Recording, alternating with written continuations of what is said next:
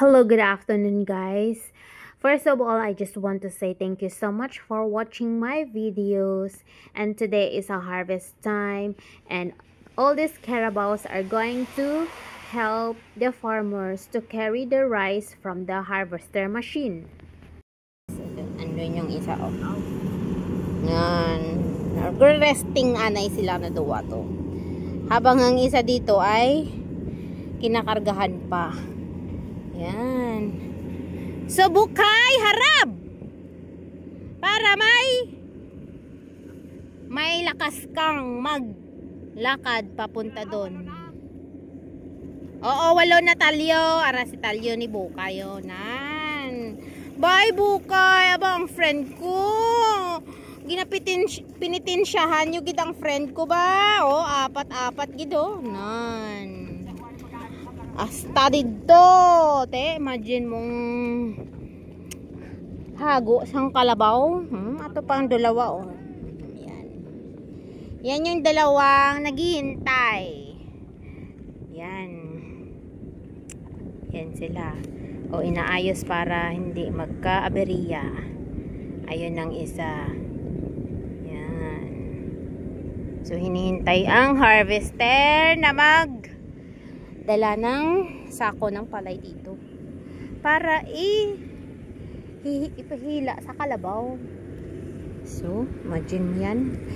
Very useful gid ang karabaw sa pangaboy, sa mga farmers. Alam mo, ato na. Layo na. Te. Imagine mo na nga lakat sang karabaw, oh. Puro lapnoy ang lawas ni Carbaw. So, ayan. Ayan ang isa. Paparating na yung harvester. So, may dala-dala na namang sako ng palay. Yan. So, ilalaglag na naman doon. At yung kalabaw naman ang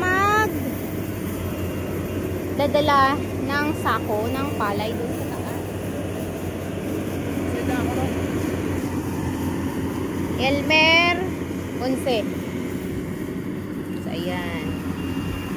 So, yun na si kalabaw. Huwag kang tumakbo, ha.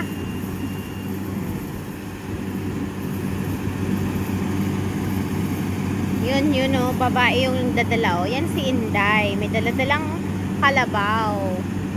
May hilang karusa na paglagyan ng sako ng palay. Yan. Yan muna, unahin yung isa. Eh, kanina pa yan naghihintay.